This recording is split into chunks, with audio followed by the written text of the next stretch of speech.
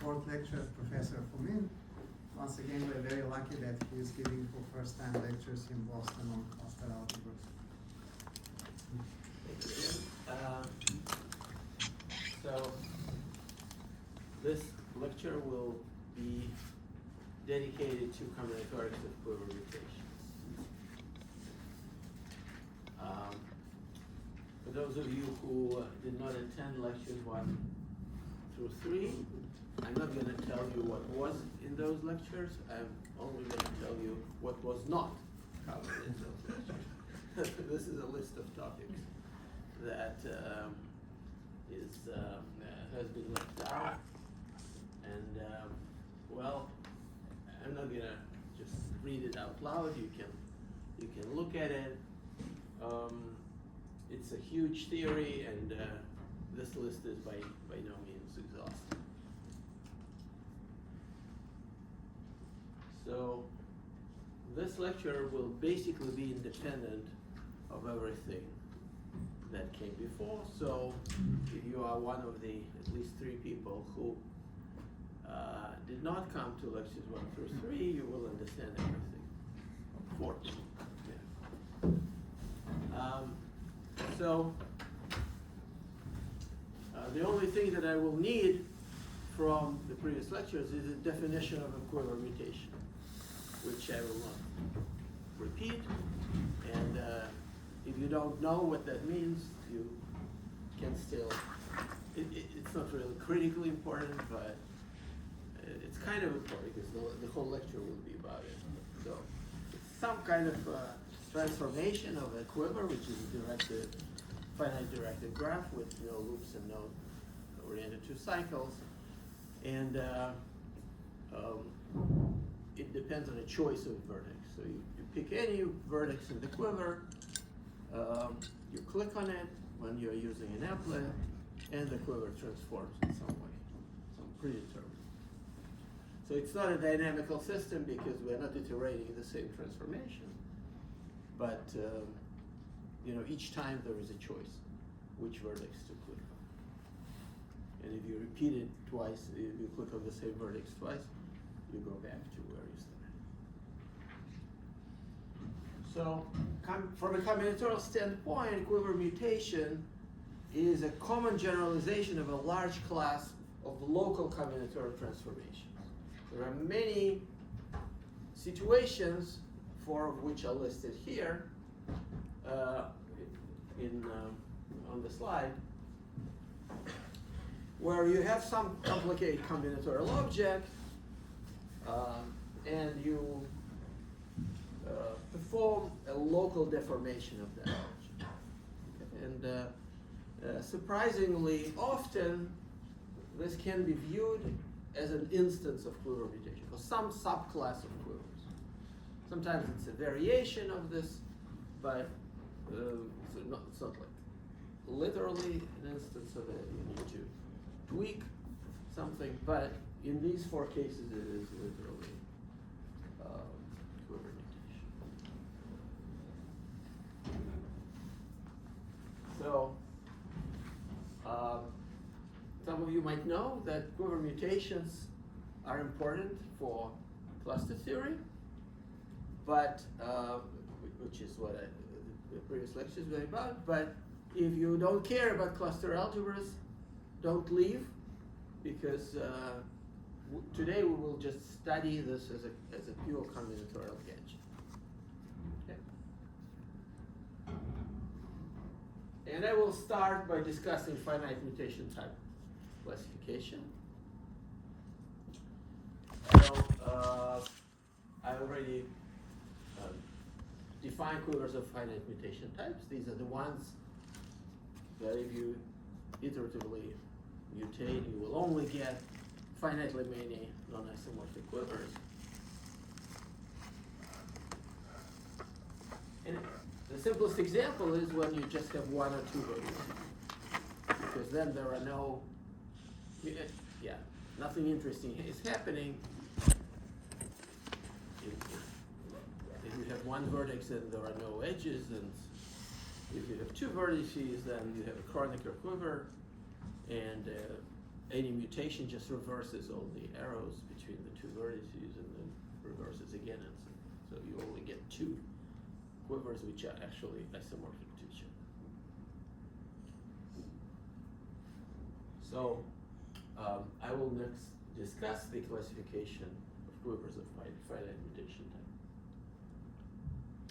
And this will require a quick discussion of triangulated surfaces. So suppose we have a Riemann surface with boundary, but I'm working in topological categories, so there is no geometry on the surface, right? So you just take an oriented surface of genus G and cut out some disks from it. That's what you get. And then we fix a finite non-empty set of marked points. So there are some extra requirements, like there should be at least one marked point on each boundary component, and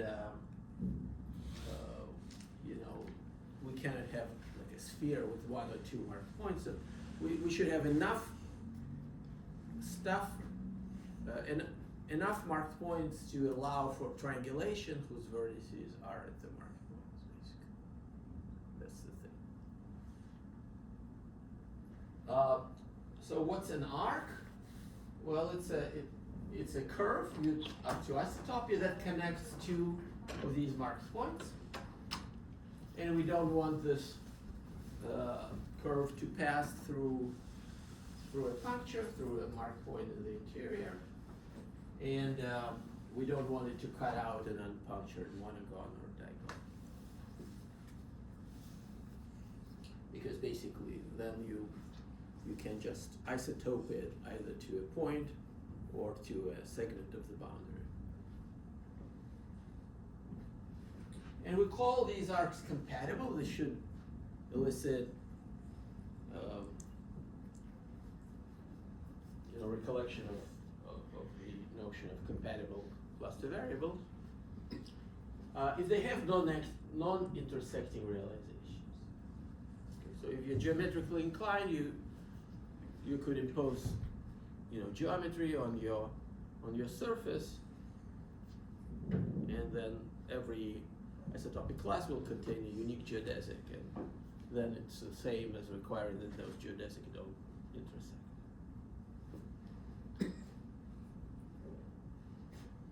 So sets of pairwise compatible arcs are the simplices of the arc complex.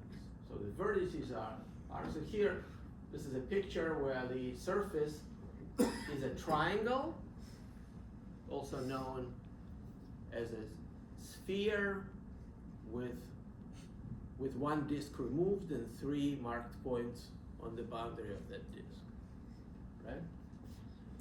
But we also add another marked point in the interior of that triangle. So these are all the possible arcs. You can see there are 9 of them. Okay? No. Yes. Right. And some of them are compatible, like this one and this one don't cross, and this one and this one. Okay. And the facets, so that is in this example 2-dimensional, so top dimensional cells of this complex. Oh, hello. You didn't miss anything you don't know already. So the facets correspond to triangulations of this surface. So that's the arc complex. So in this example, these are the triangles here in this picture. And this arc complex is a pseudomanifold with boundary, okay, which means that, well, first of all the maximal simplices have the same dimension, and for each of them you can take a facet, and behind that facet there is either a unique other facet or nothing. You keep the wall. Hello.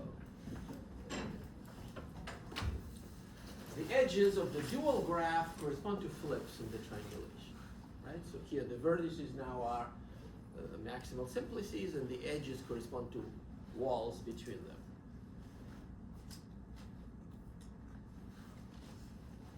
Notice that there is a boundary in this pseudomanifold. That's because some edges cannot be flipped.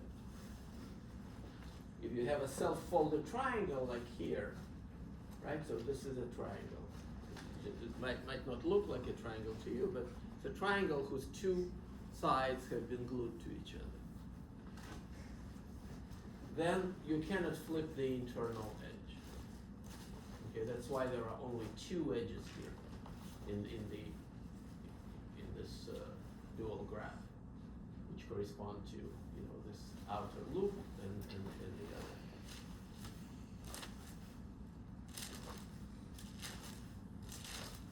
So there is a rule that associates a quiver to an arbitrary triangulation like this.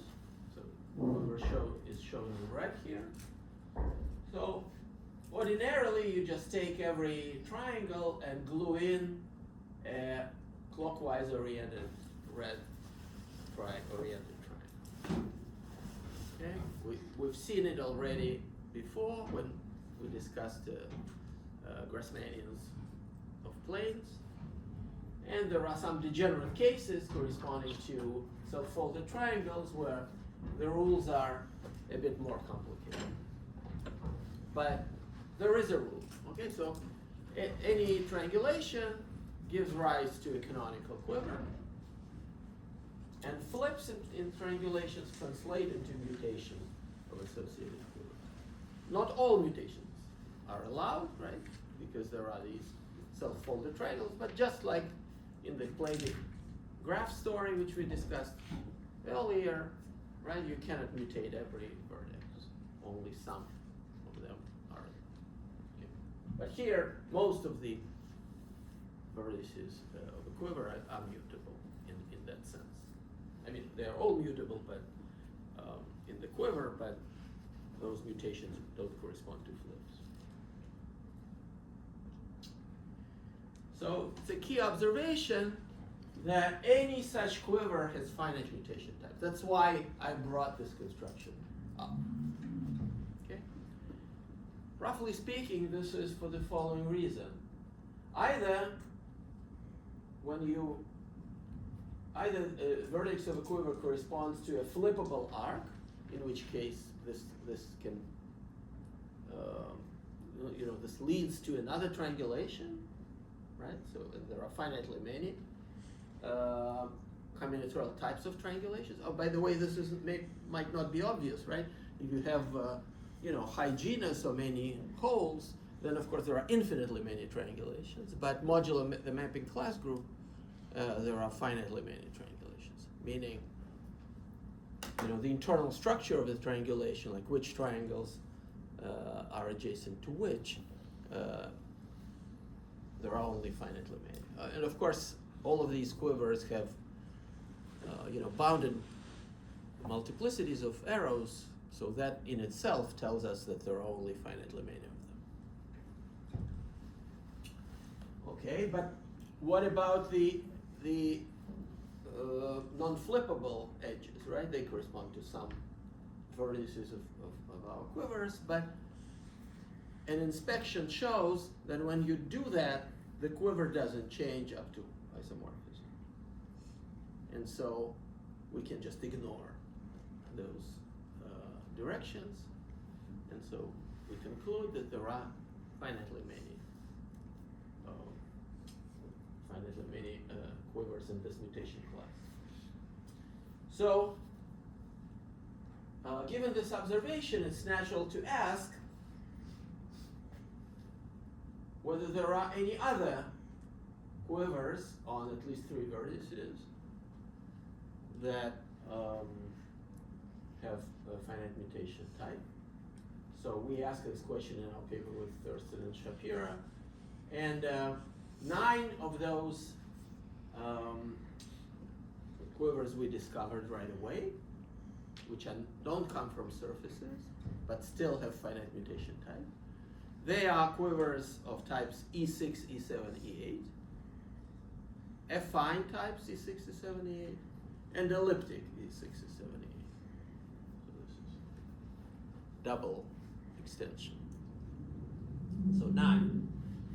And then Harm Derksen, who is here with the student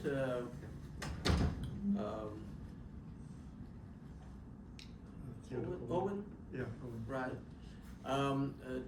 Discovered 2 more exceptional quivers of finite mutation type.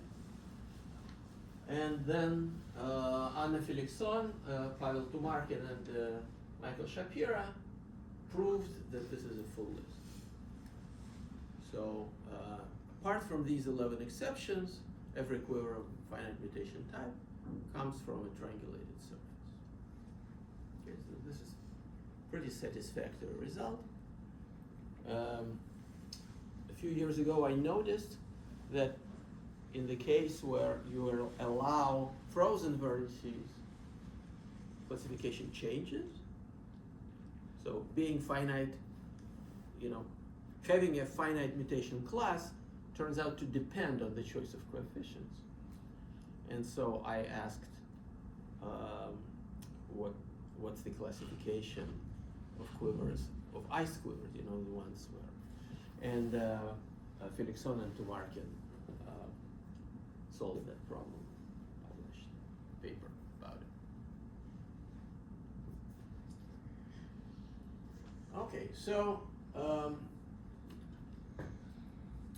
now the rest of the talk will be devoted to discussion of some open problems, essentially, in quiver combinatorics. Yes? So can I ask you a question? It's my bad that I wasn't able to come yesterday, so you may have explained that. What is the distinction between classification of the cluster algebra of finite type and quiver of mutation type? I Right. understand one is the combinatorial Because by one of the other. exactly, right. So, but finite mutation type has nothing to do with cluster algebras. Right. You don't, right? So you just get a finite set of quivers, whereas finite type means you get finitely many seeds. So you could have a quiver which doesn't change at all, like the Kronecker quiver, as you mutate, but the associated cluster variables will change. So And there's you will no get an one infinite way- sequence of distinct cluster variables, even though the underlying combinatorics will stay the same. So there's no relation between one way or the other. Oh, there is a relation. If it's finite type, then it is finite mutation. Mutation, okay. And it's a harder, it's a more difficult condition to satisfy to be a finite type. Right. Right. So there you just have Dinkin diagrams or disjoint unions of them, and here you have surfaces of arbitrary genus, and it's much wilder class, wider class. Okay. So I will discuss a new approach to the study of quiver mutations, which utilizes the notion of cyclically ordered quivers. This is joint work with Scott Neville, a PhD student of mine who is on the postdoctoral market right now. So, I mean, he's at Montreal in UQAM right now, but he's, anyway, his appointment will end in summer. And the main reference is our paper, reference here. So for the rest of this talk, there will be no frozen vertices. And I remind you, or tell you for the first time if you didn't know this already, that quivers are almost the same as Q-symmetric matrices, but not quite. You need a linear ordering of the vertices in order to draw a matrix, right? I mean, it depends on what you call a matrix. But most people, when they talk about matrices, they mean, an array of numbers whose entries are labeled by pairs of integers from 1 to n. You could take just finite set and take an array whose entries are labeled by pairs of elements of some finite set. That is not what usually people call a matrix, but that would not require an additional structure, right? But in a matrix, the rows and the columns are linearly ordered. And this is how the correspondence works. Okay, I presume it's clear from the example, right? So each entry, you know, the absolute value tells you how many arrows there are, and the sign tells you which way the arrow goes. And notation is standard. So as I explained earlier, two quivers are mutation equivalent if we can get one of them from the other, or more precisely, you know, one of them can be transformed into something isomorphic to the other by a sequence of mutations. So these three quivers, for instance, are pairwise mutation equivalent. So they are of type E6. And quivers mutation equivalent to a given quiver form a mutation equivalence class. This is related to cluster algebras, but we won't talk about it today. So the first big problem in this area of mathematics, or you can say theoretical computer science, is to decide the decision problem, right? Given as input two quivers, decide whether they are mutation equivalent to each other. Of course, they should have the same number of vertices, but yeah, that's it. Okay, or equivalently, you can pose it in the language of skew-symmetric matrices.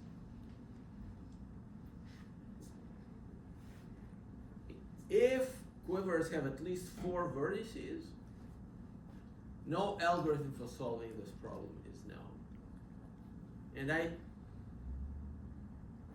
really mean this. No, I don't mean no efficient algorithm. No algorithm at all. Of course, it would be shocking if this were not algorithmically decidable, but it is theoretically possible. Okay, the reason is that there is no a priori upper bound on the number of mutations that may be required to get from one quiver to another. And you might think that, okay, maybe there is some kind of parameter, like you look at your quiver and maybe count the edges, for example, or compute something similar. And in terms of that quantity, then you can bound the number of mutations that are required. And nobody knows how to do that. Even if you have such things for both quivers. Okay. So for n equals 3, the problem has been solved by these people 20 years ago. Basically, there is a descent algorithm. So a greedy approach works.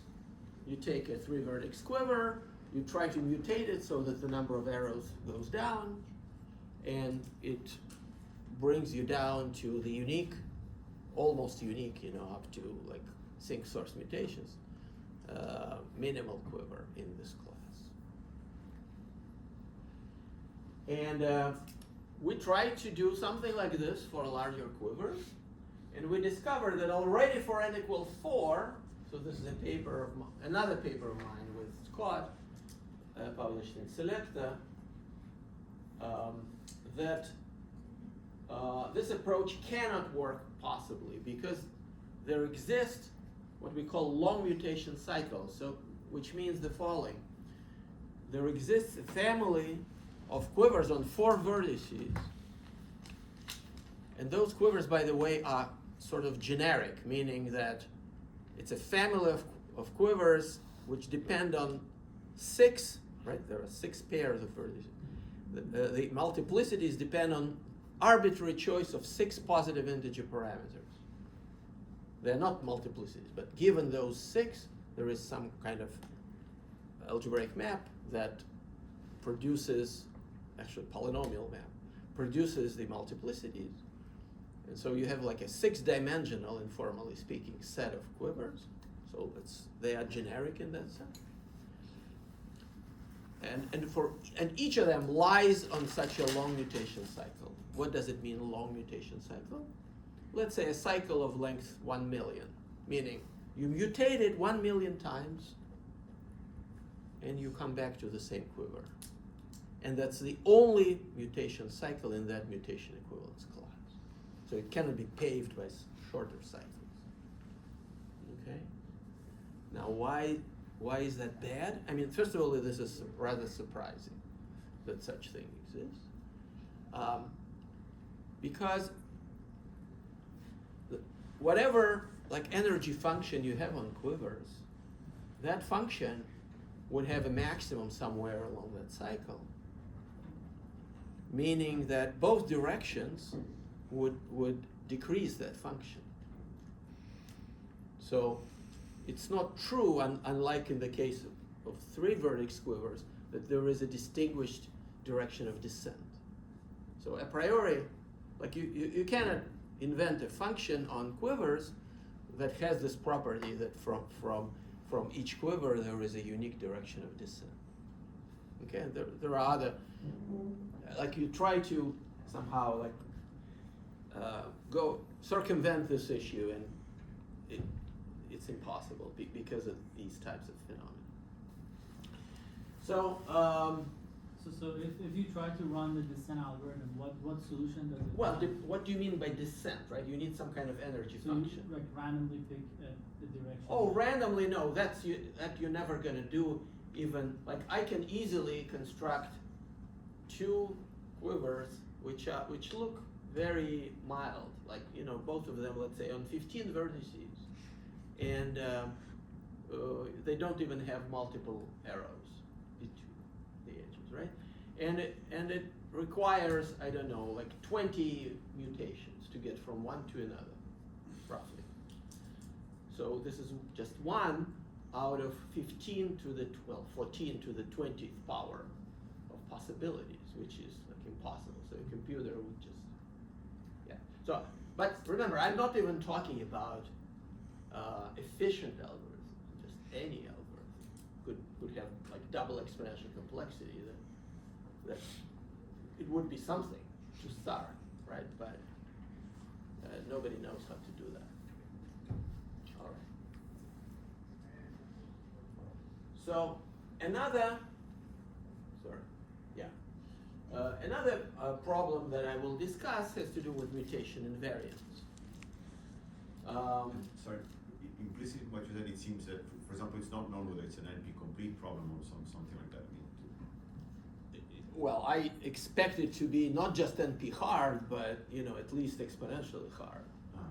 Yeah, but that's just intuition. I mean, But there's no. we don't even know it's algorithmically it's decidable. Decidable. I see.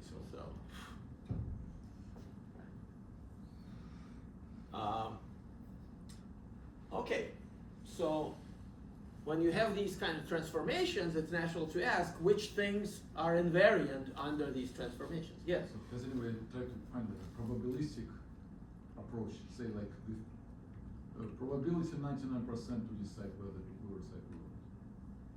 Like maybe not exactly, not 100%, but like with high probability. So the output should be probabilistic, or the algorithm itself? So the answer can be like, so maybe sometimes this algorithm makes mistakes, but in most of the cases it tells you. Yeah, I right doubt that. But with algorithms like that, you can just run it several times, and then if it always tells you yes, like after 5 or convince. then right. No, nobody knows how to do that, right? Yeah, some people, as I mentioned in my earlier lecture, some people trained neural networks to determine. Because you can do this, like you start with a quiver, then you mutate it randomly to some other quiver. Okay, of course this other quiver will be huge and your quiver is small, so you mutate it randomly in some other direction. So now you have 2 big quivers. You know they're mutation equivalent because there is, right? But you don't tell your AI agent where you got them. You just ask it to find out a path, okay, it cannot do it, then you say, okay, I'm gonna tell you, this is the sequence of mutations. Okay, so there is this learning experience, right? And after, a few billion, a quadrillion steps, right? Maybe it will learn how to find this, how to find these paths. But so people publish papers about it, but they don't seem convincing. Like there isn't really a good, like a working software for solving this problem. So in principle, this could be used for cryptography. Maybe, yeah, because this is kind of a one-way function. Yeah, maybe. Right. Quantum even. Who knows? Right. Post-quantum. Yeah. So we should sell it to Go to a bank, yeah. to the administration, right? It is a priority area. That's right. Okay. All right. So now let's talk about invariants. So these are the invariants that are known. All of them are very, very weak. Like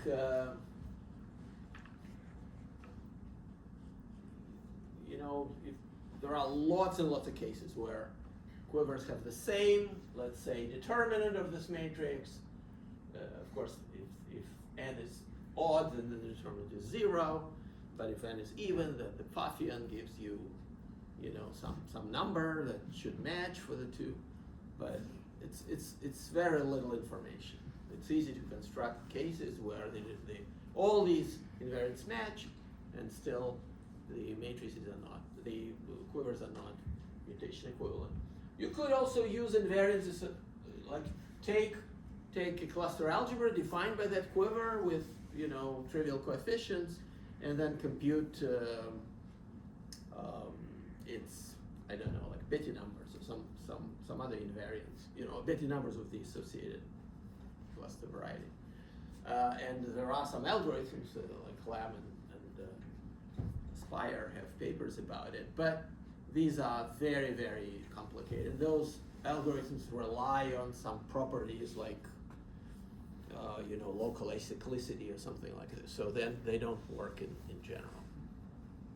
So are there any invariants like not invariants, Johnson invariants or something like this? Some polynomial. Oh, you're going to Be tell us. patient. Oh. Yeah.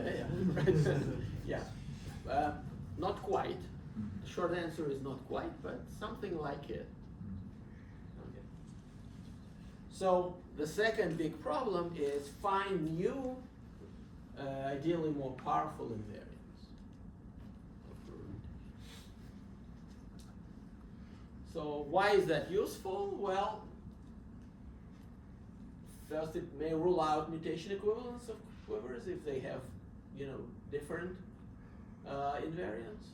Or it may provide evidence and support that they're probably mutation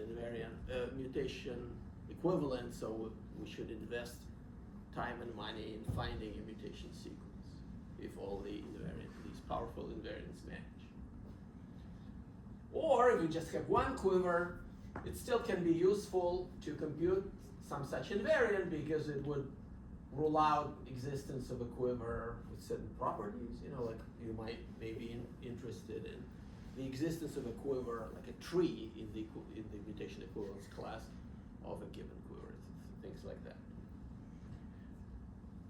So it either rules out it or provides evidence in support of existence of such a quiver. And of course, any mutation invariant of a quiver is also an invariant of the associated cluster algebra. Okay, so these are the two main open problems. And here is our strategy. So we cannot solve any of them. So what you do, right, when you cannot solve a problem? So there are two main approaches. One is you try to generalize the problem, right? But here it seems impossible. Like it becomes even harder. Instead, we restrict the problem in sort of in a style that Alex would probably like, because it's like in the Playbook story, like you only allow some mutations, okay? But there should be enough of them to generate everything that you want to generate. And so, like, it should suffice for all practical purposes, hopefully. And how we achieve that? We enrich each quiver with a little bit of additional data, okay? Because it should come from somewhere. We cannot just use, you know, triangulations or Playbook graphs or webs or anything like that as extra data, because our quiver is general quiver.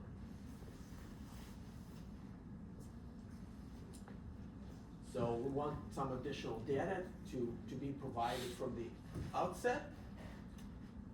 And then we restrict the set of these enriched quivers and their mutations so that all important examples are still covered, as I said. And the hope is that then we will get some interesting invariants. Okay? For example, in the case of Playbook graphs, there is already a known construction, and this sort of inspired me to engage in this project. There is a construction of a link associated with an arbitrary Playbook graph, a link in S3, and that link is invariant under Postnikov moves. Okay, so that's in our paper with Shustin, Pilявsky, and Thurston.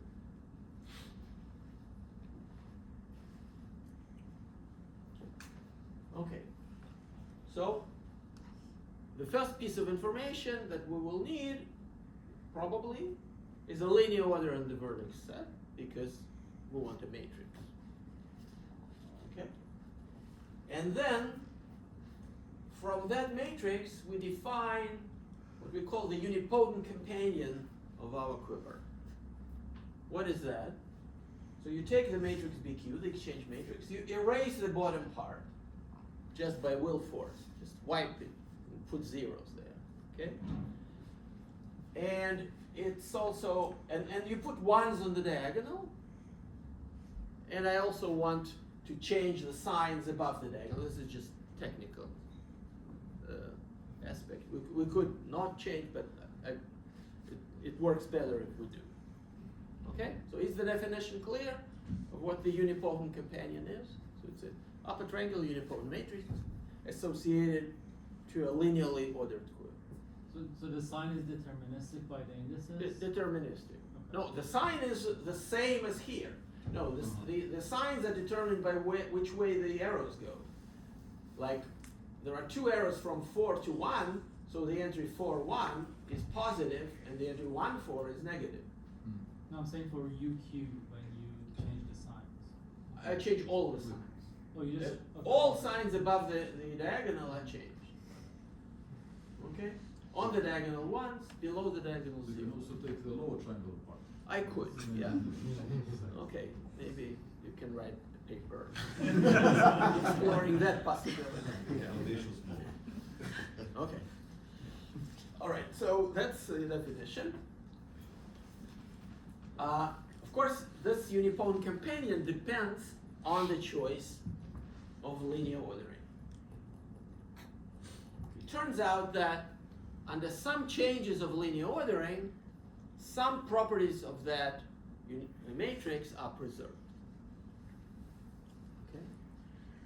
Recall that two matrices are called congruent. That's not the same as conjugate or similar. Congruent if they define the same bilinear form, essentially, right? If you can multiply one of them by some matrix on the left and the transpose of that matrix on the right, and get the other matrix. Okay? And we want to do this over Z.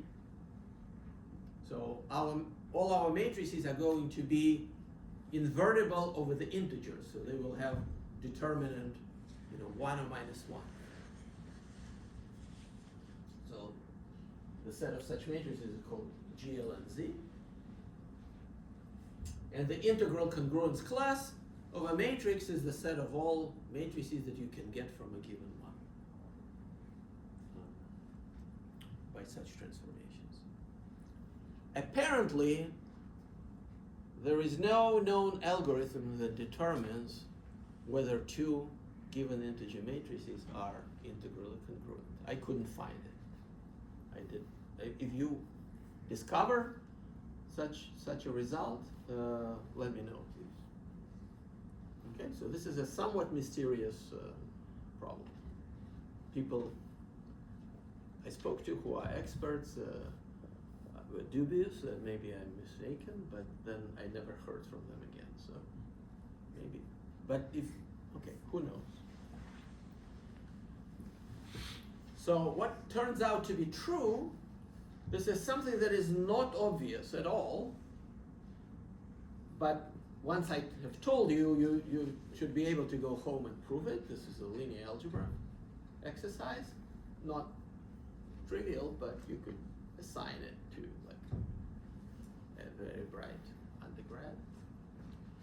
That if you change your linear ordering in a cyclic fashion, and this scrambles the signs above this scrambles the notion of what it is to be, above the diagonal, right? So the quiver stays the same, the linear ordering changes cyclically. Then you get a matrix, of course the absolute values are still the same, but like the number of positive and negative entries can change in pretty arbitrary ways, right? That new unipole companion will be congruent over the integers to the original one. Okay, this has nothing to do with mutations. This is just a statement about oriented graphs or matrices with integer entries. Okay, it's a weird transformation on matrices. Okay, so just believe me, this is true. We have a proof. So just to clarify, if you take an upper triangular uniform and upper triangular matrix, cyclically shifts its indices, and you No. And then you change signs in a certain way. Because the notion of being like coming before changes, right? I see. You have to change signs, and then Yeah. what you get, there exists such matrix G's that. And then you get relate to that, original. right, that's right. The new upper triangular matrix will be congruent to the old one. So that's kind of, anyway, it's an elementary statement. You can check it, it's true. I don't have like an easy explanation that I could just give to you in a one-liner. So a cyclically ordered quiver is a quiver together with a cyclic ordering of its vertices, right? So instead of linearly ordering the vertices, we order them cyclically. So for example, if there are 4 vertices, there are 24 linear orders, but only 6 cyclic orders shown here on the screen. Okay? So recall that under these cyclical reorderings, the integral congruence class doesn't change, which means that every cyclically ordered quiver gives rise to a well-defined congruence class. Right? The matrix depends on where you break the cyclic ordering into a linear one, but the congruence class won't depend. Before I forget. Okay. All right. Now, another transformation that I will need is one that we call a wiggle. This is similar to sort of changing a linear extension of a poset by interchanging 2 elements that are not comparable in the poset. So here we go around the circle, and if we see 2 elements which are not connected in the quiver, right? The dotted line is just the cyclic ordering, right? So it's not part of the quiver. But here B and D are not, they are consecutive and they are not connected in the quiver, then I can switch them. So now D is above, B is below. The quiver is the same as before. We just drew it in a different way. Okay, that's called a wiggle. It's clear what it is. It clear? The two vertices should be adjacent. Yes, they must be Not adjacent. like they're- That's right. Have to be adjacent. Adjacent on the circle, you mean? Yeah, this is adjacent on the circle. Yeah. Right. Okay. So, a moment's thought convinces you that, for example, if your quiver is a tree quiver, like an orientation of a tree, right, then all cyclic orderings are wiggle equivalent. You can kind of recursively prove it. All right. So, it turns out that if you do these wiggles, then again, the integral congruence class doesn't change. Okay? Which is useful because like in many situations there isn't sort of a God-given cyclic ordering, right? But up to wiggles it is uniquely defined. Okay?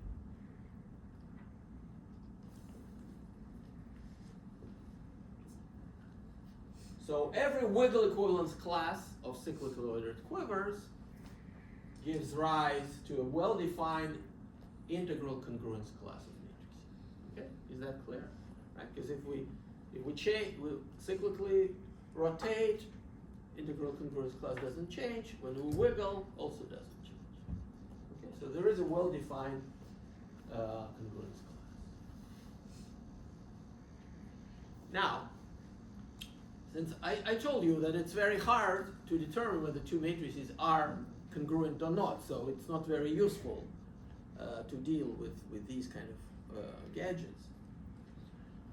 But there is a very helpful algebraic device here, the notion of a cosquare. So the cosquare of a matrix is this matrix, M inverse transpose times M.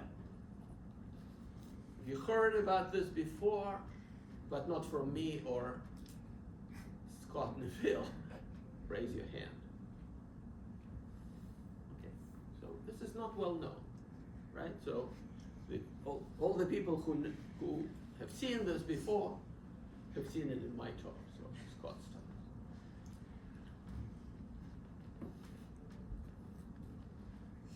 Here is a lemma that you can assign to a not so bright student. I mean, you can also assign it to a bright one, but it will be, both of them will solve. If you have two matrices that are congruent over Z, then their cosquares are conjugates. Okay? You just write B equals G A G transpose, right? And then you feed both A and B, which is GA G transpose, into this transformation, and you just use the fact that, you know, the transpose of a product whose product of transposes in the opposite direction, and the inverse does the same. By the way, minus transpose means you invert and then transpose, or maybe transpose and then invert, it's the same. They commute. Okay? So, easy as it is to prove this lemma, if you don't know it, you may have a hard time discovering it, right? But once somebody told you that this is what you need to do, then you are enlightened. Okay, so what does this give us? Well, it's clear what to do. We need to take that unipotent companion and apply this transformation. So compute this cosquare. So inverse transpose of this upper triangular matrix times this upper triangular matrix gives you some matrix. It's not symmetric or anything. Just some integer matrix. It's still invertible over the integers. And the conjugacy class of this matrix is well defined. Well defined, once you fixed cyclic ordering of the vertices of your quiver up to wiggles. Okay. Now, we need to do something with the definition of mutation, and that would require this notion of properness. So a vertex in a cyclic ordered quiver is called proper if every oriented two-arrow path, these are the kind of paths that participate in the definition of a quiver mutation. And you want every such two-arrow path that passes through V to make a right turn at that vertex. Okay? When the vertices are on a circle, every two-chord path either makes a left turn or a right turn. Right? And we want all the turns at that vertex to be right turns. For instance, H, right? Here we turn right. At I also, this turn is right and this turn is right. At J, this turn is right, this turn. But at K, we can make a right turn, and this is a left turn. So K is not proper. Okay. And this is the only sentence written in bold in my slides. We will only allow mutations at such vertices. Okay? And by the way, this may require wiggling it a little bit. It's possible that a vertex is not proper, but after you wiggle things, it becomes, right? Because there could be an arrow into that vertex, and then out of that vertex to an adjacent vertex here. So these two are adjacent, but not connected, and this is a left turn, but after you wiggle them, it becomes a right turn. So you're allowed to mutate such vertices. I ask that you please first wiggle and then mutate. Okay, because the notion of mutation will depend on the cyclic ordering, and so I want you to, because I don't want to just mutate the quiver, I also want to define the new updated cyclic ordering. Okay, and so I want you to change the cyclic ordering before you mutate. Okay, so that's the notion of a proper mutation. So easy way to figure out whether vertex can be made proper? Yeah, that's not hard. Yeah, right. So, so what do we do? Well, we take that vertex. Every turn at J in this example, this is a proper vertex, or both turns are right. Of course, when you reverse the arrows, all the turns at J are now left turns, right? They used to be right. When you reverse, they are left now. That's bad. But there is an easy fix, because we know that the sources of those arrows were sort of on an arc here, and the targets of these arrows are on an arc here, and those arcs don't overlap, right? Because the vertex is proper, right? So we had a situation where, there were some vertices from which the arrows go here, and some vertices into which the arrows go, and this arc and that arc don't overlap, right? So we now need to send J over here, so that now after we reverse, all the arrows go here and then there. You see what the rule is? Okay. We just want J to remain proper. Okay? Because we want this to be an involution. And if you repeat that, it will return back. Yes? So does it matter if you send J, I'm guessing it matters, but I don't see why, if you send J between L and K versus between G and L? Right. It's a great question, and this is essentially a question about wiggles. Okay. Right? Because J, if since it's not connected to L, it doesn't matter whether we send it here or here, right? So it is sort of only defined up to a wiggle, right? And then there is an issue, like if we define it this way or that way, is it gonna matter in the future? And the answer is no, so it's an excellent question because it anticipated the next slide. Proper mutations are well-defined modular wiggles. So if you're, if you can wiggle so that you know the vertex remains proper, and then mutate, the outcome will be wiggle equivalent to what you would have gotten without the wiggle. Okay? So everything works modular wiggles. So basically, it doesn't matter if you have this wiggle room, then you can do whatever you want. Okay? Is it? Yep. Okay. And then we can define the proper mutation equivalence class by iterating mutations, you know, that are proper in this sense.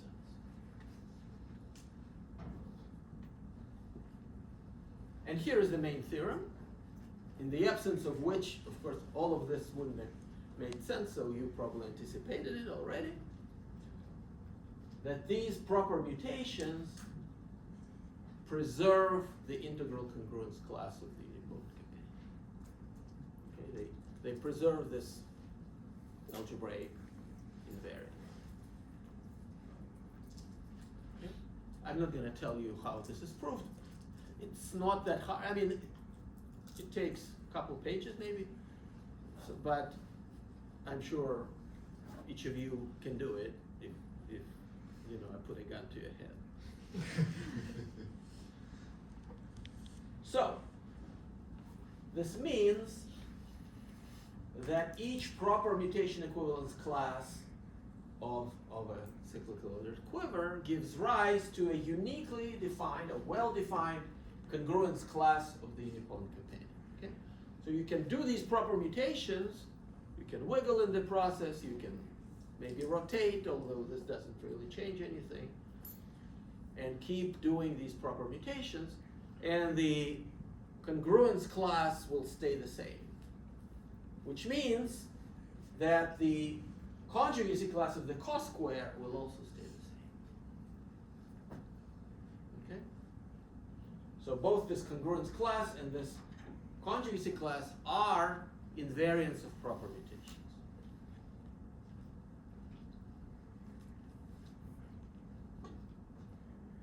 Okay, so what can we get out of it? So I guess you can take eigenvalues of these objects.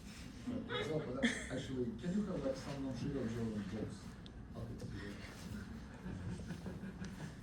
So, the first thing that comes to mind, or to mind of at least one listener in this room, is that we can take the characteristic polynomial of this cos square matrix, right? Which is an invariant of the complex conjugacy class, right? Which is, of course, a much cruder sort of point of view, right, than taking integral invariants, right?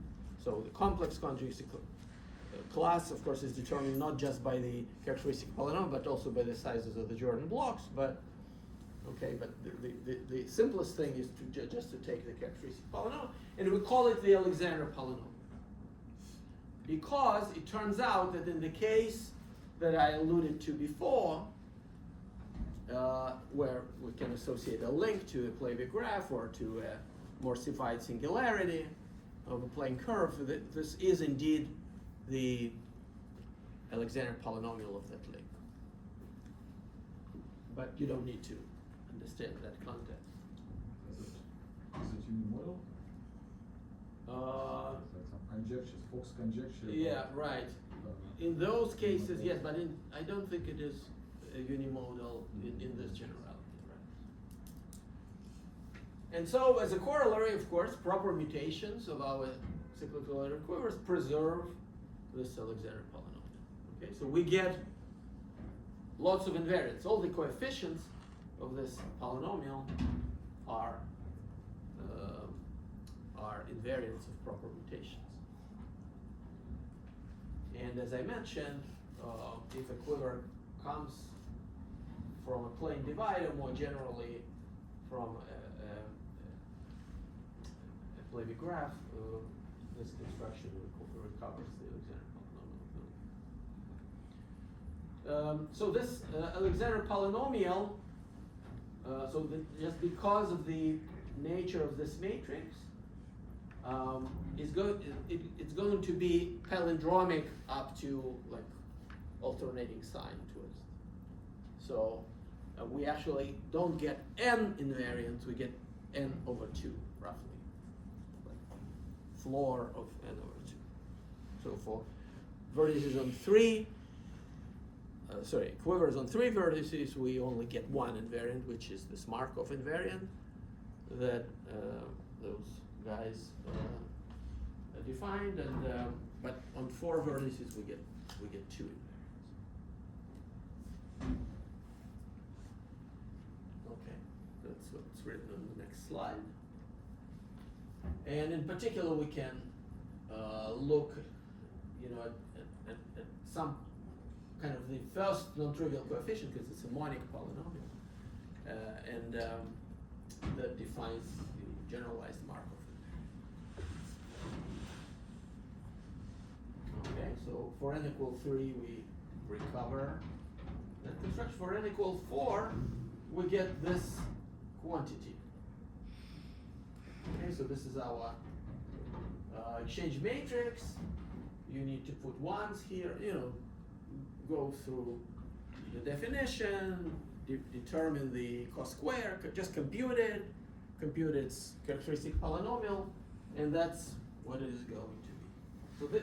So I'm saying that this quantity, so there is only one invariant here. Well, there is the determinant of the matrix, but we already knew it, right? There are 2, n equals 4, so there should be 2 invariants. One we already know, that's the determinant, which is the square of the Pfaffian. And the new one will be the Markov invariant, which is given by this formula. Okay? Again, it will only be invariant when you do proper mutations. But sort of most of the mutations will be proper, but occasionally some of them will not be. Well, confused, so it should be palindromic. The top coefficient is determinant. Because it's I wrote it I expanded it in the powers of t minus 1. Because that makes it automatically palindromic up to sine twist. T minus 1 to the 4th it's like alternating row of the Pascal triangle, and then t minus 1 squared times t, so that's in the middle, and then t squared, it sits in the middle. So then all these 4 coefficients are positive? Or? No, not necessarily. No. I mean, the determinant is a square of the Pfaffian, so that this Markov invariant doesn't have to be positive. Yes? Are there any full properties of this higher Markov invariant that are analogous to what's known in the 3 case, like n log of Markov triples or unicity or anything like that? Yeah, we didn't investigate. Yeah, all of these questions, of course, make a lot of sense. But yeah. All right. So this is an example. These are all trees on 6 vertices. This is the largest example that I could fit on one slide. And these are the corresponding Alexander polynomials. You can see that they're all different.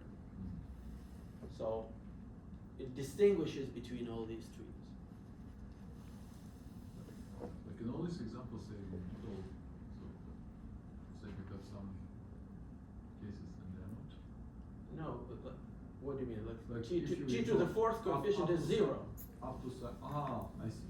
Right. Like 6, 5, but then And no then 4. 0. Oh, I see. Yeah.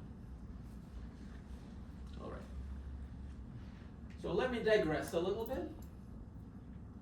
So there is a connection which remains somewhat mysterious to me between this business and the action of the braid group Bn on unipotent upper triangular matrices with integer entries. This was studied by Rudakov originally, who actually called those transformations mutations. So these are mutations of exceptional collections. And then Dubrovin and physicists Chikoty and Waffa, and then Bondel Polishuk studied it. So there is quite a bit of literature. And this action extends to the action of the semi-direct product, and it preserves the congruence class of an upper triangular uniform matrix. Okay, but it's a group action. It's not a groupoid like the mutation business. It's an actual group action. And the group orbits are bigger than what you get when you properly mutate. So all of these transformations that we consider, cyclic reorderings, wiggles, and proper mutations, they all preserve this orbit. Okay, so you don't leave the orbit, but in the orbit you are allowed to do some stuff that gives you even more matrices. And we actually prove that if you also allow arrow reversals at individual vertices, which is allowed under this action, meaning you just reverse all arrows that come or go from a given vertex, but you don't do any of this complicated business with two arrow paths. Okay, this is just a reflection at that vertex. If you will also allow that transformation, then you will get the full right group orbit. Okay, and so that seems to be too much, because if you are hunting for invariance, then you would want things that are also invariant under those transformations. All right. So we start. Let's summarize. We start with a proper equivalence class of a quiver that uniquely determines a signed break group orbit, which we don't really care much about. But what is important is determines this integral congruence class of our matrix, and that in turn, by the cos square construction, determines the conjugacy class of the cos square. Okay, we could be interested in the rational normal form, right? So replacing z by q, right? Or by the complex conjugacy class, which is Jordan normal form. Or we can forget about the blocks and just get the Alexander polynomial. Okay? And experimentally, most information is lost here. When we go from Z to Q.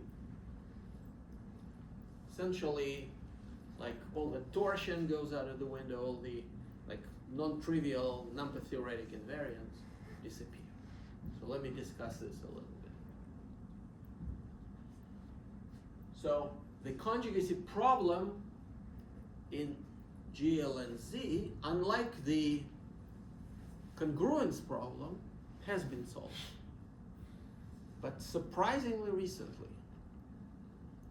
So this was done by Fritz Grunewald and Raphael Sarkisyan independently on two sides of the Iron Curtain, and simultaneously. It sometimes happened in 1979. And it is some not terribly fancy algebraic number theory. So you need to calculate some ideal classes, basically. So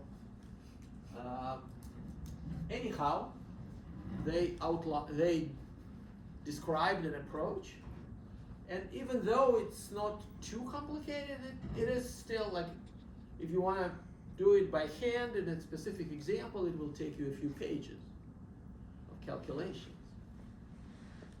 And only recently, this has been implemented in software. First in Magma by Bettina Eck and Hoffman and Eamon O'Brien, and also open source in Julia Hecke. So fairly recently. But now, if you have access to the software, you can actually put two matrices into it and ask, are they congruent modular integers over the integers? Okay? And it will tell you either no or yes, and here is the conjugating matrix. And the conjugated matrix can be huge, even if the input matrices are reasonably small. Of course, it's not unique, so it's not clear like whether this is the smallest. Okay. But yeah, at least we can detect it, we can determine. So our computational experiments with this software suggest that this conjugation class is a very powerful invariant. Okay, so it has a lot more information than just the Alexander polynomial or the Jordan form. Okay, so back to combinatorics. So let's call a COQ, a cyclically ordered quiver, proper if any given vertex in it is proper and so can be mutated. It's legal to mutate it within our setup. And if you are just given a quiver, but you don't know how to cyclically order its vertices, such as cyclic ordering is called proper if every vertex becomes proper under the cyclic order. So it's natural to ask, which quivers possess such cyclic orderings? It's easy to see that any acyclic quiver possesses such. You just take a linear extension and then close it into a cycle. Any three vertex quiver has a proper cyclic order, because if it's acyclic, we're done. Otherwise, it's a three cycle with some multiplicities, and we just take that cyclic order so that all the terms are right. All quivers that come from plane curve singularities have a proper cyclic ordering, which is built from knowing which critical points are maxima, which minima, and which are saddles. And more generally, any quiver associated with a connected planar divide has such a proper cyclic ordering, and for most Plaby graphs, not for all, but most that people care about, such a proper cyclic ordering exists and is kind of given to us by the graph. But here is a theorem that we proved, not published yet, not even posted, that if you take a reduced Plaby graph, which is what people are mostly interested in, then there is a proper cyclic ordering, which is moreover unique up to Wiggles. Basically what you want to have is you want, as you go around these cycles in your Plaby, this is a quiver associated to a Plaby graph, okay, both of these. You want each of these things to make a full revolution, clockwise revolution around the cycle. The circle on which the vertices of the quiver are located. So in these two examples, you can just color the vertices in 3 or 4 colors, and then you place all the vertices number 1 in a lump somewhere on the circle, and then number 2, and then number 3. And so all the arrows will go somewhere from here to here to here to here, which forces all these turns to be right turns. You see? And similarly on the right. But of course, for general reduced Plaby graphs, it's not at all obvious that you can do something like it, because there is no such coloring. Here is the idea of proof of this theorem. I think it's pretty cool. It's based on notion of an isoradial embedding, which was introduced by Rick Kenyon in the context of the critical dimer model. And Pavel Galashin realized by carefully reading a paper by Sucho, Alex Postnikov, and David Spire that any reduced Plavy graph has an isoradial embedding. And if you combine this observation with the technique of origami folding, which was introduced by Chelkatlo, Alier, and Ruskich, and used by Galashin, then you just yield the desired proper cyclic quadrant. Basically, this isoradial embedding means that you can place each of these minimal oriented cycles in your quiver on a unit circle. And then you just fold these unit circles one onto the other across the chords that they share, and then everything ends up being on a circle. And from that, it's easy to see that all the terms are right if you started with, like, the original one was clockwise oriented. It's a very short proof. Of course, the difficulty is hidden here, and well, the conceptual difficulty is here, but the technical difficulty is here. So this suggests that this is a good notion. Like, we started with some naive kind of ideas, and then we discovered that an important class of graphs, quivers, which are the ones coming from reduced Plavy graphs, satisfied, and the reasons are kind of cool. Okay, when doesn't it work? Okay, let's try to answer that question. So, I will need the definition of a vortex. It's a 4-vertex quiver, which is complete, meaning there are arrows between each pair of vertices. And I only care about the direction of those arrows. I don't care about multiplicities. And I want the orientations to be as follows. 3 vertices form an oriented cycle, and then the 4th vertex is either a source or a sink. So either all 3 arrows point toward that cycle or away from the cycle. That's called a vortex. This is not my terminology, it's due to Don Knuth.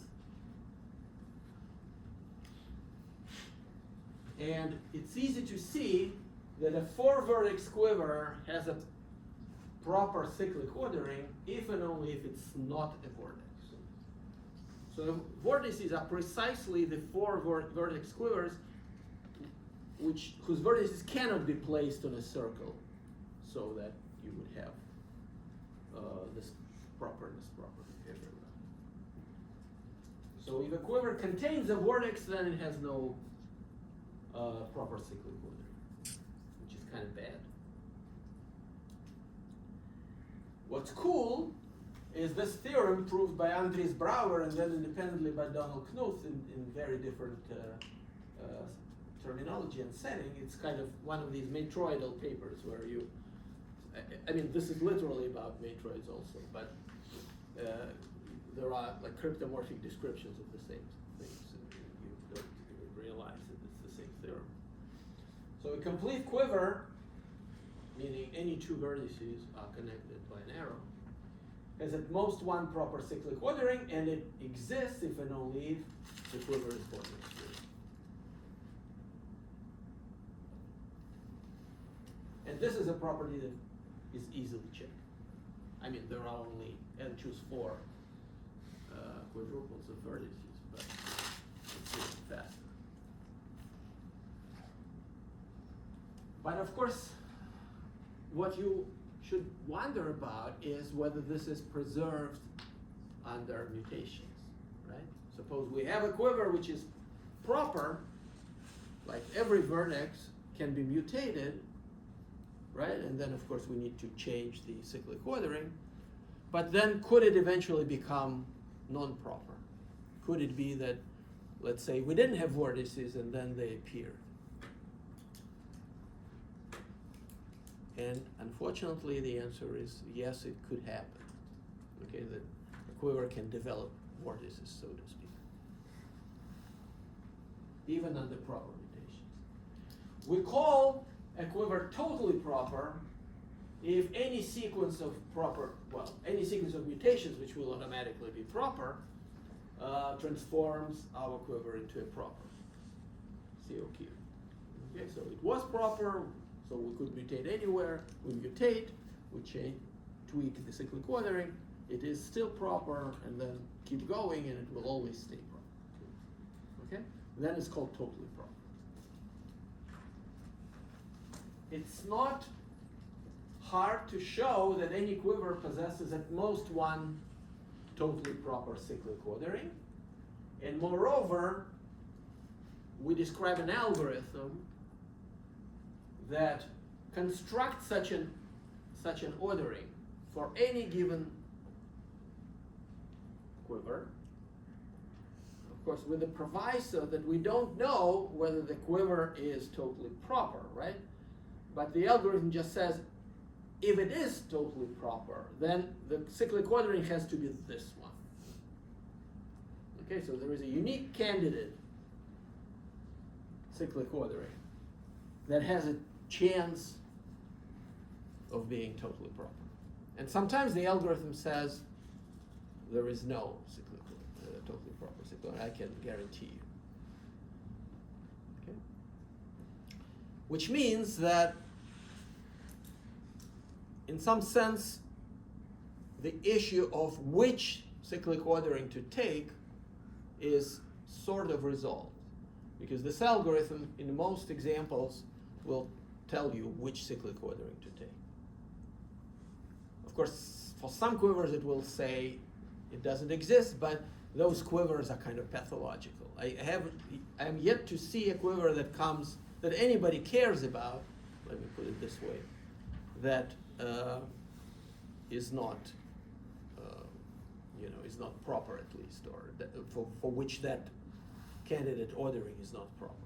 It might not be totally proper, but at least the candidate would be constructed.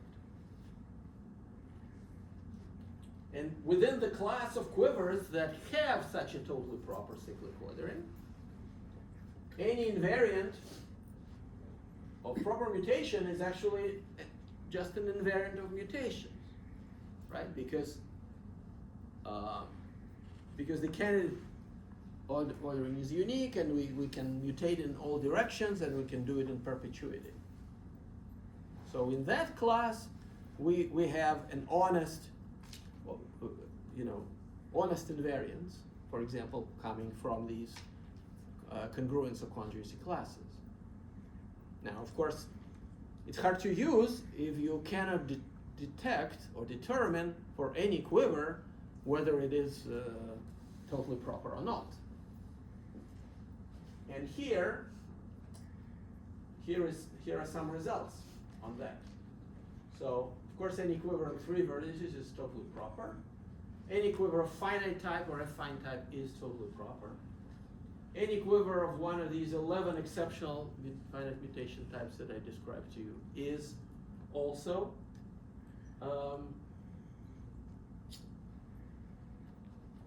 totally proper. And if somehow you can show that all the quivers in a mutation class are complete and vortex free, then it is indeed a totally proper class. And maybe a comment on this, you may wonder what happens with surfaces. And the answer is that for most surfaces it's good, but if a surface has too many sort of bad features, then it breaks down. Okay, so there are certain things, like if there is too much going on, then it's not. You mean like too many punctures, or what? Yeah, right, something like that. It's like punctures plus handles plus holes should be some kind of thing. Okay, here is the hardest theorem of all that I'm presenting today. So a quiver is mutation acyclic if it can be mutated to an acyclic quiver. And Scott proved, and this is not an easy theorem, and it is not, the proof is not purely combinatorial. It relies on categorification implicitly. That any mutation acyclic quiver possesses a totally proper cyclic quiver, which is unique by an earlier theorem that I told you. So this sort of explains, in my mind at least, why mutation acyclic quivers are simpler. Is a kind of a class for which, you know, lots of things are easier to prove than for others. And it also provides a tool for showing that various quivers that arise in applications are not mutation acyclic. Because you could assume, for example, this quiver, right? At some point, Keller was offering some amount of money, not very large, maybe 100 euros, something like that, for the proof that this quiver is not mutation acyclic. And then he wrote a computer program that checked it exhaustively by constructing the entire mutation class. And this is the Somos 4 quiver. And each of them is not mutation acyclic, and you can prove it by computing its Alexander polynomial and then asking what could be an Alexander polynomial of an acyclic quiver, right? Because they would have to match. And it turns out that for the Alexander polynomial of an acyclic quiver, its coefficients satisfy some inequalities, which are easy to see, and they're not satisfied in this case, these cases. And that's it. Thank you.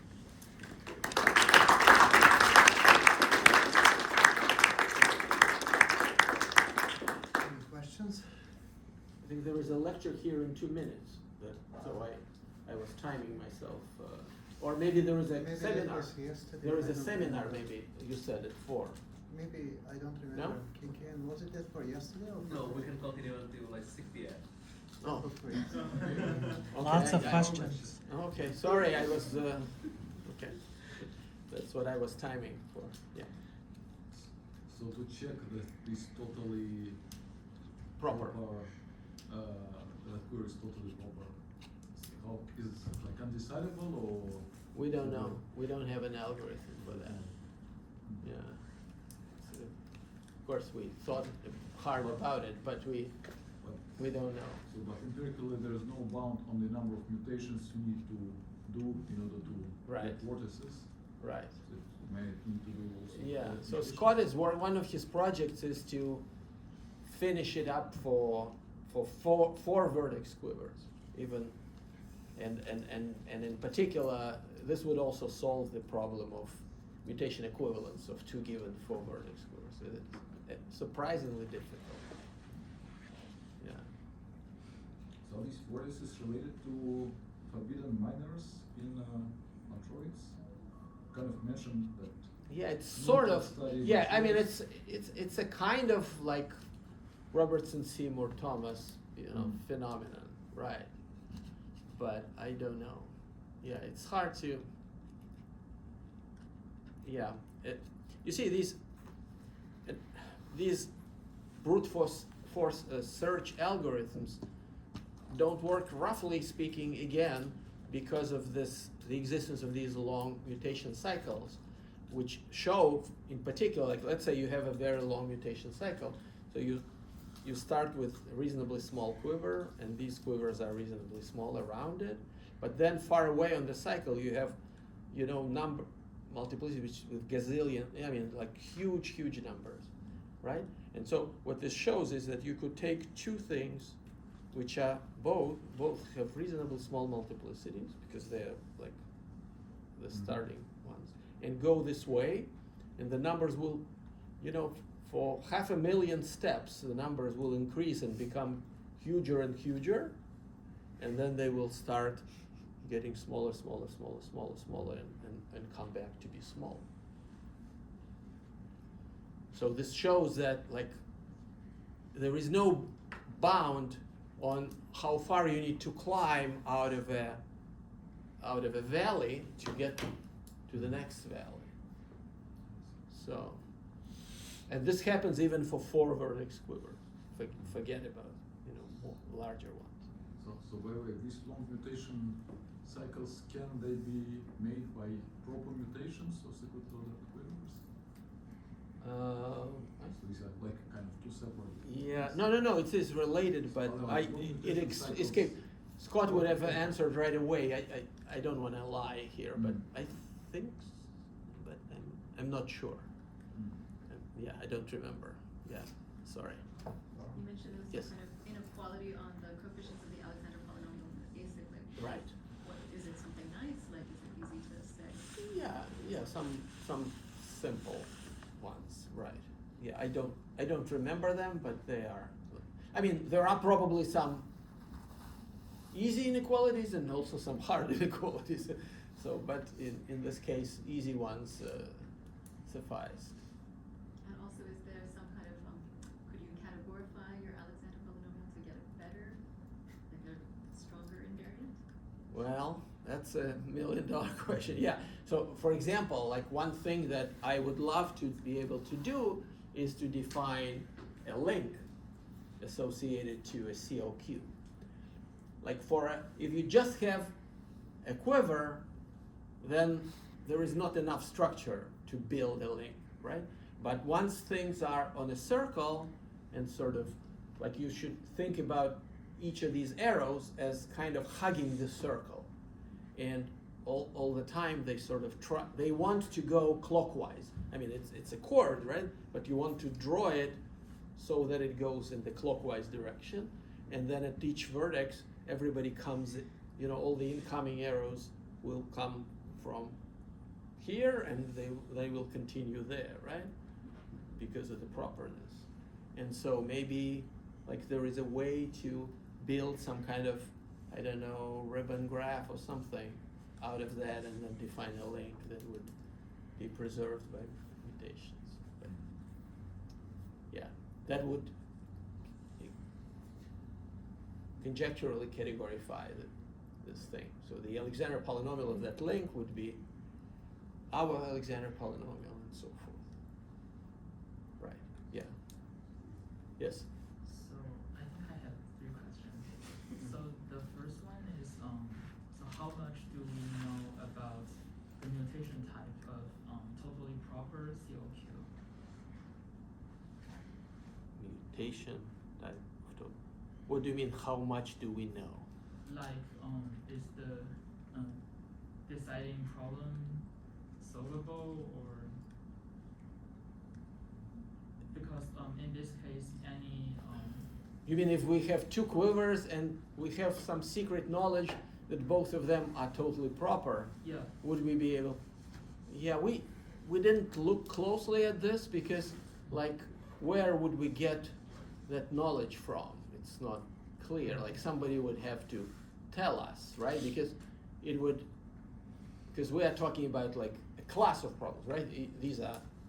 Each of these Yeah. computer science questions, they're not about specific quivers, right? They would be about like a general quiver. But for a general quiver, there is no reason to possess the knowledge of its total properties. But if you are already given an order and this is a totally proper order, and can you say something about it? No, I don't know. I haven't thought about this, to be honest. My second question is,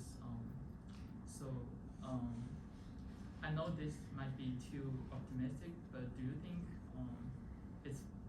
it's possible for us like to have a finite list and then say, okay, if we avoid all these patterns, then this quiver will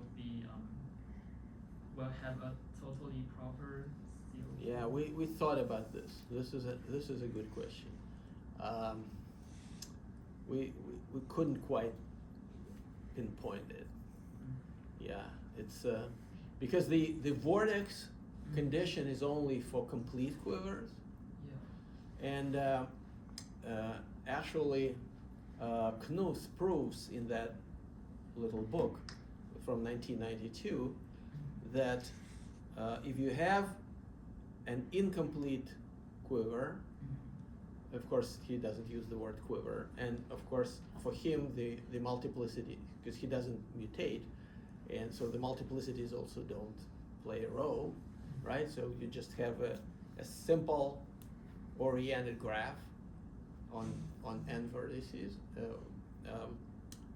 which are let's say cyclically ordered, right? And suppose you don't. No, sorry. Yes, I don't remember whether the cyclic order is given or not. But the idea is that if it's not complete, you can then ask, is it possible to complete it so that it becomes proper? Okay, so this is not about totally proper, just proper.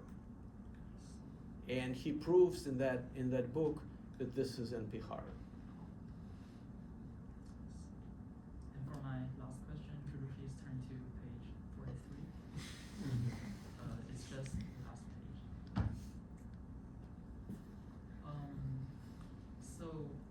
Just a few days ago, I know from Lauren's class that it's still an open question whether we can give a purely combinatorial proof of any two acyclic quiver that are of the same mutation type can be related by a sequence of Sync source mutations, right? yeah, so would it be hopeful that this theorem tells us something about how to choose these? Yeah, that's possible, but that theorem is proved using exactly the kind of tools that that appear in the proof, in that non-elementary proof. So, yeah, this would be cheating. Okay. Yeah. Thank you. Yes, Amanda. Do you know of any necessary conditions on the level of the resulting cluster algebra that you would need in order for it to come from a totally proper quiver?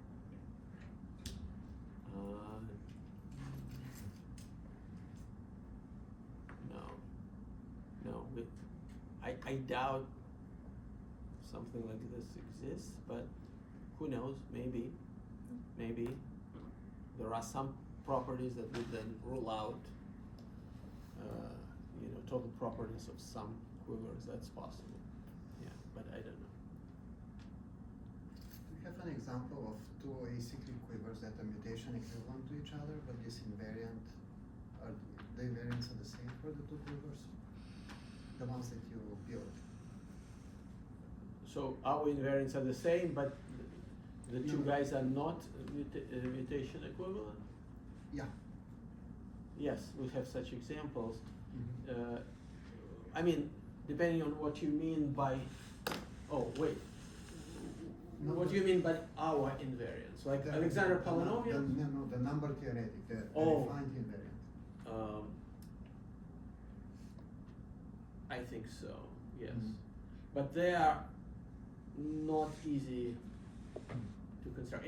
In fact, such examples also already exist for n equals 3. Mm-hmm. Because the Markov invariant, which is sort of the only thing there. Wait a second. Maybe no. It's more delicate than that, right? Yeah, I think the answer is that such things exist, and I need to read my own paper with quite a little more careful. Maybe the answer is there, but yeah, I think so. Otherwise, we would have. Yeah, I would have. Otherwise, I would have remembered. Yeah, we definitely asked that question. Okay. Correct. And the invariants that you started with at the beginning of the talk, Right. they're all coarsening of your invariant, or? I mean, in the process of moving through the talk, I would get coarser and coarser. Like the most powerful invariant is the congruence class. And you can show that the first invariants are actually invariants of the congruence class.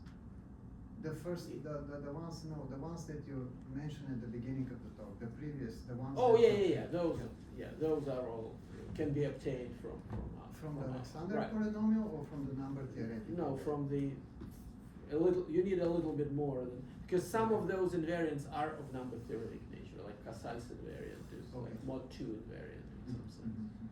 So, yes. But, yeah, it's all very mysterious. Any other questions? Yes? Are there like algorithms or bounds for classes of surface triangulations that are interesting to you? Like, are there like algorithms or bounds for like classes of surface triangulations that like are interesting to you at all?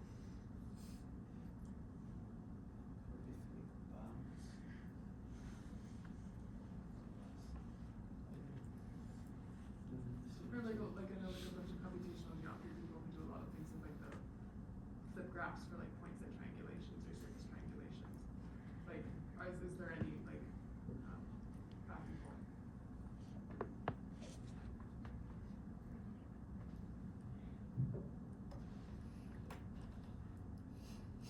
You're talking about like relating quivers that correspond to different triangulations of the same surface? Yeah, you see, it's a little different from what those people probably studied because they want actual triangulations which correspond to seeds at cluster algebras, and I only look at in this context we only look at the quiver which reflects the internal geometry of the triangulation.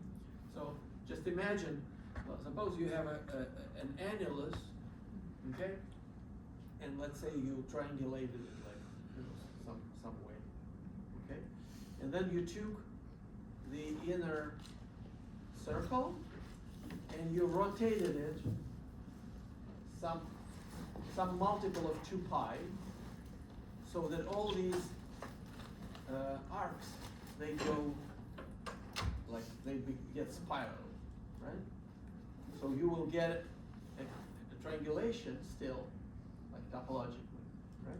And that triangulation will have exactly the same internal structure, because if you sit inside each of the triangles, like metric geometry changed, right? But it is still adjacent to the next one, right? And so from when people study triangulated surfaces, they make distinction between 2 triangulations that are related by this type of, dent twist. And in fact, there are like, lots and lots of things that are in the same orbit of this type of transformation, because the mapping class group, is typically wild. But I mod out by all of them. I'm only interested in like internal structure. So just list the triangles and say which of them share which sides with another triangle, right? So at that level, you don't see the difference between triangulations that differ by dent twist. Okay. Another Yes. question I kind of already asked during the talk, but there is this Fox conjecture Uh-huh. about special Alexander polynomial special alternating rings. Uh-huh. It has a trapezoidal property. Uh-huh. It has been proved in some cases, but in full generality, it's still an open, Uh-huh. long-standing open problem. Uh-huh. So I'm just wondering if there's like any generalization or version of this theorem in this context of cyclic order We- quivers. So some yeah. class of quivers. Yeah, I understand. This would There's some- require, a lot of calculations and just collecting data and seeing since I frankly only learned about the Fox conjecture like this week or maybe last week, it didn't come to my mind to check that, but this is something to, I will tell Scott about it. Maybe he will, he's much better programming than I am. Maybe he could test. This would be interesting indeed.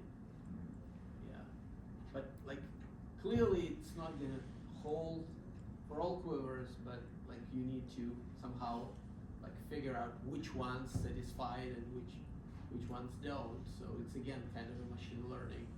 And it's not called exercise. for all links. There's like a special class of links which are called Yeah. alternating links. I understand. It's Right. special property Right. that depends on the way how the link is drawn. Uh-huh. So Right. Kind of also kind of Right.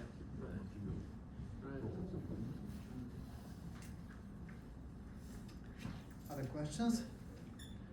Yes. So maybe this is a vague question, and it might have been discussed yesterday, but is there any sort of an intrinsic, returning to cluster algebra, is there any intrinsic geometric characterization of a cluster algebra? So you explained in your first lecture, cluster algebra is an algebra with additional structure, but in terms Right. of the affine varieties, that can it be said intrinsically? Yeah, well, there are papers on that. Like most importantly, I think there is a paper by Leclerc, Geis, and Schroer, where they study ring theoretic properties of cluster algebras. You know, they prove things like normality maybe, and I think they prove unique factorization. Factoriality of the algebra. So there are some results of kind of, I mean, it's not like any ring can be a cluster algebra or any C algebra. There are some. Yes, there I are was some. wondering, so kind of the very rough picture is that, toric variety, you can say that with fans, but you can also say, oh, it's a normal variety with an action over. So you can say it without any combinatorics and forefront. But then there's also so I was wondering whether No, I don't think there is a characterization, like a right, general that's what I was Right. or some There is just a list of features that a cluster algebra must have. but not I see Right. but I not don't as sufficient think not it's a right. Any other questions? Yes. Does anything get added to this list of features if the quiver is of finite mutation type, but not necessarily finite type? Finite mutation. Maybe, I don't know. It usually, like, my experience is that in those cases, things can be computed. This is sort of, these are kind of tame types as opposed to wild types, because there is this cluster modular group, and modular that group, everything is finite, so there is a hope that you can you can describe in English what's going on. Whereas if it's not finite mutation type, then forget it. It's basically wild. Yes? Is there any physicsy or otherwise intuitive description of the quadratic form associated to the unipotent part? Sorry, You mean bilinear form? Yes. Yeah, we thought about this. In some contexts, it does have a description, but these are kind of examples that are of intersection theoretic nature to begin with. Like the quiver actually describes, like some intersection numbers for some basis in homology, things like that. But if it's just in the absence of any secret knowledge, it's very hard to provide this type of interpretation. Sure. Yeah. Other questions? Okay, let's thank Sergey for this very, very